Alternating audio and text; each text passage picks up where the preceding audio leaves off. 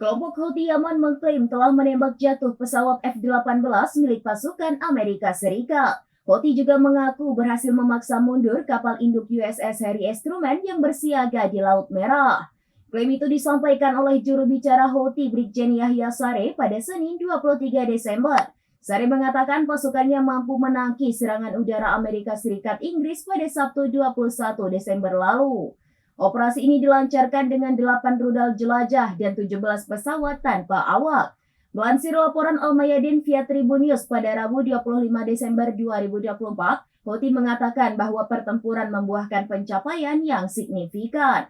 Mereka mengklaim sebagian besar pesawat musuh mundur dari wilayah udara Yaman di atas perairan Laut Merah.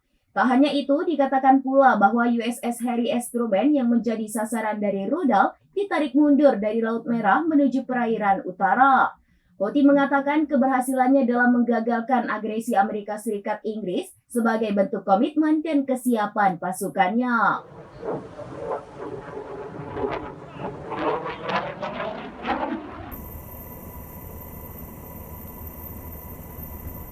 Demikian informasi terkini Syederalun. Saksikan terus informasi lainnya. Jangan lupa like dan share seluruh akun serambinews.com. Download Tribun X sekarang. Menghadirkan lokal menjadi Indonesia.